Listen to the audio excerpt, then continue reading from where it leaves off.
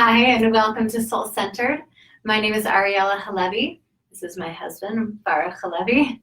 And we are the co-founders of Soul Centered. Soul Centered is a center for loss, meaning, and healing. And we are an online and also in-person center for anyone and everyone who is dealing with loss, meaning, and healing. And we both have different pathways of how to get there. So we're going to kind of discuss that first. And then we're going to tonight go into a healing service really for this challenging and chaotic time. So I am the director of the Divine Body Wisdom program. And I see clients in groups and also one-on-one. I offer Divine Body Wisdom programming to help people really connect to their soul and their body wisdom so they can heal on an emotional, physical, and spiritual level. How I do this is 3 different ways. So we do some soul coaching, figure out what you need and where you're going in life and what you're feeling. And then we go into guided visualizations that elicit emotional release, emotional response. We really go in there and uncover the blocks that you're living with inside of your body. In addition, I offer energy work and chakra balancing and intuitive guidance. So I think I'll let you talk a little bit. I'm not just surfing the internet. I'm trying to make sure everybody's getting this the right times, the right places. So again, Baruch Levi, Rabbi B. Ariella did a great job of explaining what we're doing. The soul experience, we've been doing it every Thursday night, but Ariella had the idea to shift it. We're home, you're home. Now more than ever before, people need connection. And we started Soul Centered for that simple reason, connection. And particularly for times like this, although we never imagined, nor did you, a time like this. But I sent out a quote, in times like these, there will always be times like these, by Paul Harvey. And somebody said to me, well, but there never has been a time like this. Well, but there have been traumas and trials and tragedies. And thank God right now we're all doing okay, or at least most of us, and we're sending our love and our prayers out to those who aren't. And that's why we gather during times like these, whatever they might be like. And that's why we want to offer this daily, 7 o'clock Mountain Time every night for the foreseeable future, at least for now. And Ariella is doing the yoga experience, and I just did a class with the Kabbalah experience. So a lot of really, we think, good stuff, and we're just honored and privileged that you've taken the time to join us. So I work with clients from both Spark Seekers, grief counseling, but also soul-centered soul coaching, just different pathways into the same thing, which is what we're doing tonight, just centering our souls. A student of Dr. Viktor Frankl, I mentioned many times because I believe deeply in logotherapy, his therapeutic modality, which is built around meaning. If we can find meaning, we can get through anything. And that begins by tapping into that piece of us that is always healed and always whole, which is our soul. And that's what we're going to do now for the next few minutes. So I think we'll start with a song. It's called Sanctuary. And it's a song to gather in who you are, what you're dealing with, all of you, the world, and to allow our bodies and our souls to become a sanctuary, a safe place where we can dwell. While she does that, I'm going to make sure that all of you on the Facebook group are getting it. Sorry. Technical difficulties. Are you ready? She's going to start it. Okay. Oh, love, prepare me to be a sanctuary, pure and holy, tried and true, and with thanksgiving, I'll be a living sanctuary for you. Oh, love, prepare me to be a sanctuary, pure and holy, tried and true, and with thanksgiving, I'll be a living sanctuary for you. So I just got done teaching My voice is a little shot for about 2 hours. Kabbalah Experience is a great organization here in town, in Denver, but they're doing lots of things virtually. Check them out, Kabbalah Experience.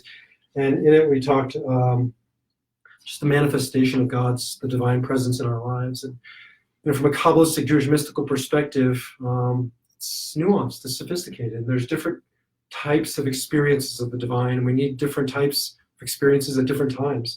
And one of them that I believe we need deeply right now is God is makom. God is space, right? It's a time of upheaval, and the world is in chaotic motion. And we were talking about this last night at our house over the dinner table, that what we can do is create sacred space. And that's the chant that Ariella just led us in. And that's the idea that it isn't just space, but when we become intentional and create space, take our space very seriously, a virtual space, that we bring the divine presence in and we mitigate the chaos, and not thinking about space just as physical, but spiritual. I agree. And also when you think about creating your space, so you said it's spiritual, it's not just physical, it's the physical space around you, but it's also creating a sanctuary, a home inside of your body. And so what I've been doing in the yoga classes and the teachings that I've offered this week is to explore the chakras, which are merely just energy centers in your body. And they are filled with psychological and physical emanations of who you are and the divine within you. And when these centers get blocked, we feel off. And there's this whole world inside of us that can be created, hamakom. We can find our place within us when we tap into a world that is not physical, that we can't see. And so tonight we're going to talk about the third chakra. The last 2 nights we talked about feeling grounded in this time of chaos. And then last night we discussed this idea of emotions and where we store them. That was the second chakra, and really expressing and releasing your emotions to feel grounded, to feel your place. So tonight we're going to talk about the third chakra, which is located right above the belly button. It's called the solar plexus, the Manipura energy. So what that energy is really is just, it's all about fire and sun and owning your fire. It's snowing outside here in Denver. Yeah. It was a hard day in Denver. This is the first time I've left the house. That's why we picked this theme, because we want to manifest it. Yes. So I was manifesting my power today as I was in my pajamas all day. So this center, and this is very, I think, important for what we're dealing with right now, is the Center for Transformation. It's the go-getter center. It's the take action center. And what happens when we are faced with chaos, stress, and panic and fear is that center becomes insecure. It becomes powerless. We give our power away to others, to things outside of ourselves, and we become weak and insecure and scared. Do you want to chime in, or do you want me to keep going? Well, I think we're going to do a chant. No, not yet. Not yet. No, we're discussing. We're having a discussion. Keep going. Okay. See, so it's all about control, too. So actually, the center, I'm glad you did this, because it is about control. And I've been reading about this a lot. And so the state of our world has been this idea that we have given our power away, or our control away, to something else outside of ourselves.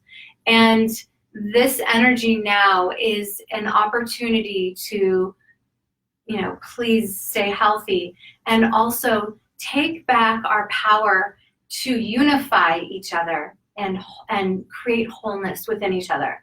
So power can be looked at as bullying, as top down, or power can be looked at as I feel so strong in myself that I'm going to give and lead others in my power.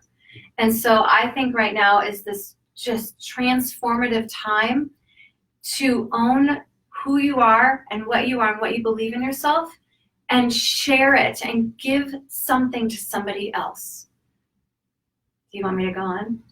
You lost your voice. Am I allowed to? Okay. So let's just go into Elohai Neshama. We have these soul experience soul sheets. They are on our new website, mysoulcentered.org. on the media section. You can download it, but it's very simple, Hebrew or English. If you do Hebrew, it's just like a one-liner. And this one's Elohai Neshama. It's exactly what Ariella said. And what I said before, Dr. Frankel's thesis, and we all live it and try and bring it into our work, that the soul is at the center, soul center, truth in advertising. And once we can tap into that, it's always whole. It's always untainted by outward worldly issues, positive, negative. There's always a place of Elohai Neshama, purity within us that we tap into.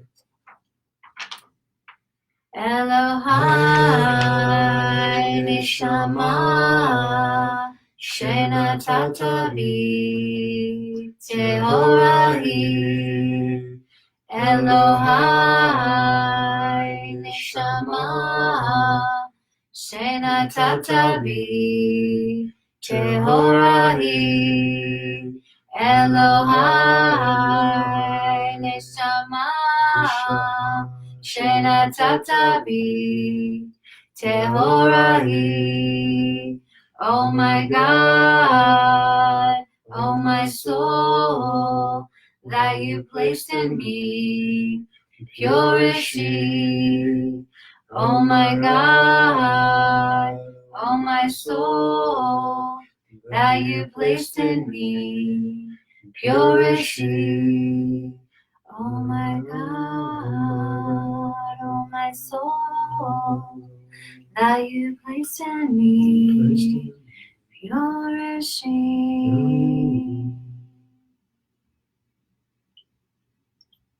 So we can weave in and out of soul experience, healing, chanting, conversation. Right? We're entering into meaningful conversation. The soul awakens that higher piece of us in Kabbalah. It's neshama. It's the highest level within us of soul, mind, soul. And so we invite you into conversations with us. You can talk at the screen. You can text us. I'm looking at the Facebook Live, and just love to know that you're a part of us, even if you're just listening. What are we talking about? I just talked about it. So we can have a discussion on what it feels like to feel powerless and fearful, and what it feels like to feel like you are in your power and in your sun and in your strength. It's important because we're both seeing a lot of clients right now as everybody's in this crossroads, right, where which way are we going to go? And I was just listening to Governor Cuomo or somebody talk about the virus is threatening, and it is, and so is the fear. And we need to be dealing with both, and we're dealing with both certainly on the physical level, distancing ourselves, and we need to also deal with it on the fear level. Right. And there's not so much you can do on the physical level. You wash your hands and you distance, but there's a lot we can do on the inside level. Right. And working a lot with clients on empowering them to find what do you own still, or especially now, not in spite of what's going on, but because of it. Right.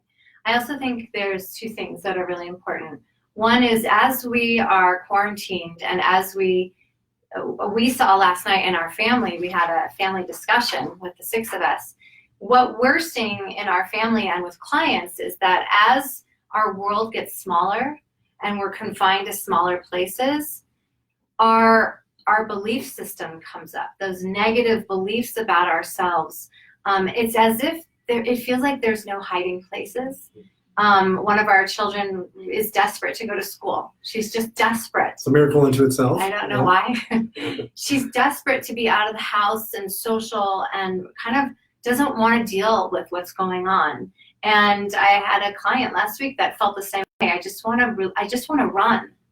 And so I think what's happening about the center here and owning your power, and also owning what's coming up for you, especially people, we are very fortunate that we have 4 kids, 4 animals, and each other. And I talked to a few people who have no one, who are isolated and quarantined in their homes all by themselves. I say most of my clients right now are in that situation. Mm-hmm. They're calling, and they're kind of, because they need a point of connection. Right. I think it's hugely important to find those points of connection wherever you can. Right. And I was talking about one, virtual is a gift. It's a creation, a creative moment when you can, right now, we're in connection with you. And so what are those moments or those places, those spaces that we still control, right, in a healthy way?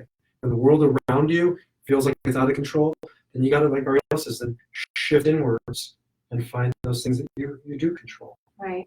I also think it's about creating sacred space. Like we sang the sanctuary song, and it's not only creating sacred space inside of your body, but are there physical places in your home that make you feel safe and comfortable? I spoke to somebody this week that needed heat and warmth. It was warmer, now it's freezing outside, and that like warm blankets made him feel comfortable. And there were spaces in somebody's home that she knew that she could go to, that she could meditate, that she could center her soul in this one space in her house. So is there a pet, is there something physical that makes you feel like it's like comfortable and safe for you? So I just got done teaching the Kabbalah class, so it's all fresh in my mind. But 2/3 or something of the Torah, of the Bible, is about building space. It's the number one topic, right? Is it just an architectural blueprint? No, it's about becoming mindful and creating space, right? That's how you create holiness, by bringing intention to things. And so now, really, more than ever, space, as we've been talking about, plays an essential role, just the bare minimum of survival, but then going beyond that, like Ariel was talking about, I consider this my mikdash me'at, my little sanctuary in my office. And I really do feel what you're talking about. You're going to increase. Right. It's important to have those. So that's one side of it. Is like, and we talked a lot about the past couple weeks, self, tikkun nefesh, taking care of self. But then the other side of it is tikkun olam, taking care of others. Mm-hmm. And so we talked briefly about that, showing up for self and making sure your needs are met, and you've created this high energy vibration space, and then imparting that to others. Absolutely. That's huge. Are there people in your home that need you? And then can you go out and connect with people online, connect with people on the phone? We are blessed with technology right now. I keep thinking, God forbid, what would happen if we just blew up the internet? I just got everything working. Because we're all using it. But really, we are blessed. So it is about Tikkun Olam right now. It's about repairing the world and reaching out and offering things. I see a lot of people offering things online that are complimentary, and I think it's beautiful because we are all in the same boat. We are all struggling, and it's really important right now to give with our open hearts. And when I was teaching on the Kabbalah experience, which is part 2 next week if you want to join us, is that the greats in the spiritual traditions respond to the call. God calls out to Adam and Eve, and they don't respond. They run away. They hide. God says, Ayeka, where are you in these times of adversity? And skips over Noah. Noah doesn't respond. Noah doesn't communicate. First one to do it is Abraham and Sarah, a wife and husband, founders of this religion. But why are they who they are? Not because they're Abraham and Sarah, because they respond, Hineni. They say, here I am. It's one word. That's the response of coronavirus. Hineni. Here I am. Social distancing, fine. I can't physically necessarily be with you, but I'm going to show up. I'm going to go out of my way to show up by phone, by Skype, by whatever, sending flowers. My sister in my office here just got flowers yesterday. I couldn't believe they're still delivering. Wow. And flowers on any given day a month ago, we both would have looked at each other and said, that's nice. These flowers were a Hineni moment. And we were both like, oh my God, we're not alone. Like the world is still functioning. So think about ways you can say Hineni, here I am, to somebody, to many somebodies in your life. Okay. And so that's really how we own our power in a time of feels powerless. And so we'll continue to really kind of reflect and think about that. And we'll say Hineni right now to people who don't have power, maybe physically, lights and whatever, but certainly emotionally, physically, at a body level, people are struggling. And so we take a little bit of time in our soul experience to direct our love and our prayers and our vibration, our energy that we've created to them. And so this is the healing component for you or for somebody you know or love. So I invite you during this healing prayer to just close your eyes and just become present and really feel the intention and power of your energy, of your intention, of your prayers. That prayers have power. So just Close your eyes, get comfortable, and take a deep breath in. Words, even if you don't know what they mean, it's just asking for healing. Ana, na, ana, na, ana, refana, la, ana, ana, ana, refana, la, source of healing, source of soul, please send us your love. Please make us whole, source of healing, source of soul. Please send us your love. Please make us whole. And so with that, I think we'll go into a brief meditation. And so now that you're comfortable with your eyes closed, just begin to take a deep breath and allow your breath to travel through your body into all the spaces that feel constricted and tight and maybe painful and constrained. And allow the breath to really open those spaces. And as you allow this beautiful free tool, the breath, to travel wherever it needs to go inside of the body, I invite you to travel to your solar plexus area, right between the ribs. You can place your hand there if you like.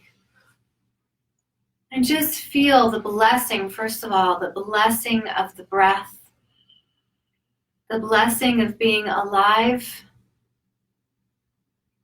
and then feeling the blessing and the power, almost like this beautiful heat from the sun, a powerful, transformative feeling that you are alive and powerful. And imagine a beautiful candle settling into this area, allowing the fire to burn bright inside of your beautiful light. And if there were any negative beliefs about yourself, insecurities, fear, panic, terror right now, just allow it to all come up. Even the deepest, darkest beliefs about yourself, creating a sanctuary of love and light inside of you. And as you bring it up, allow these words, these thoughts, these beliefs, these fears to burn inside of the flame of the candle. Let the fire just burn it away. Allow this shift in your world, in our world. Allow this shift in energy to begin to transform you. Allow yourself to think about the necessary steps to take, even in our small world right now, to become more powerful, more open, more bright like the sun. Imagine shining your beautiful sun, your beautiful fire, and shining it out into the world. Who needs you right now? And who needs your guidance and leadership? And who needs your powerful presence right now? How can we step outside of powerlessness and look in somebody else's eyes and say, I need to step up. I need to own my beautiful, powerful self. And so again, directing your breath right into that center of the powerful person that you are. And gently begin to open your eyes to a new truth, a new light, a new power.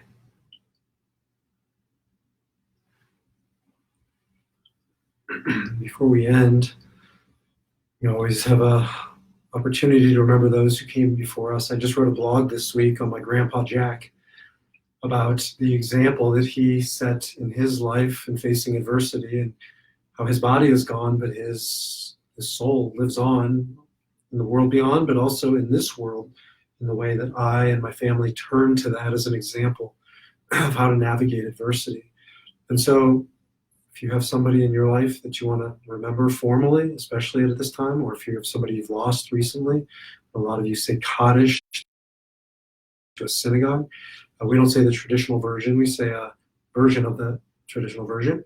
Simple words, but it's just a prayer about life, light, love, legacy.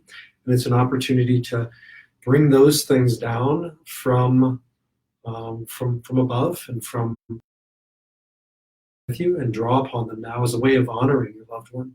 And so maybe just take a moment and think about that person, and just join us if you'd like to, or you can just sit in silence and reflect upon all of the gifts of light that they've given to you. Yekadav ve'yekadash Shemei Rabbah Yehei Shemei Rabbah Mevarach Le'olam u'lamei amayah Yekadav ve'yekadash Shemei Rabbah Yehei Shemei Rabbah Mevorach Le'olam u'lamei amayah. May the one within and above bless us with your love. May the source of infinite light guide us in our life. May the one within and above bless us with your love. May the source of infinite light guide us in our life. Shalom,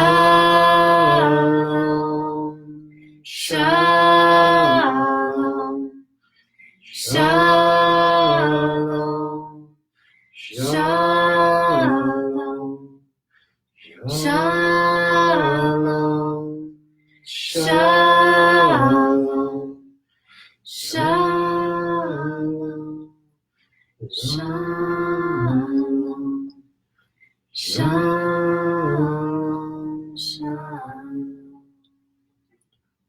So shalom. Ariella is going to do the yoga experience. We're going to pause this and we're going to restart it, but you'll be able to get it on the Soul Centered Facebook page and the Facebook group. I'll make sure of that. So she'll be doing that to move through some of this physically. We are offering complimentary work right now with clients, and maybe just one more time, in addition to grief counseling, I also do soul coaching, which is standing with somebody at the crossroads of life. This is definitely a crossroads, and helping navigate that with, as I say, purpose, passion, power, to take back the power. And there are distinct ways to do that. And so I have my tools that I work with clients on right now. Obviously, everybody is virtual, and certainly happy to hear from you. And Ariella has her clients.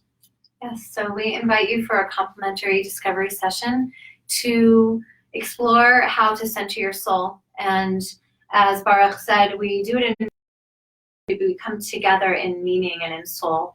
And so again, if you're interested in discovering the patterns and blocks inside of your body that have been held for probably many, many years, like most of us, I invite you to schedule a complimentary session at this time to That's her area of discover. expertise. Yeah, call her for that area. That's what I meant. I wouldn't know what to do. She's my teacher. This is why we're good for each other. Body, mind, soul. So we are a holistic approach, and we hope you find your pathway in. And so with that, we're going to head over to yoga. So give us a minute or two, and we'll see you on the yoga mat. Namaste. Shalom, salam, peace.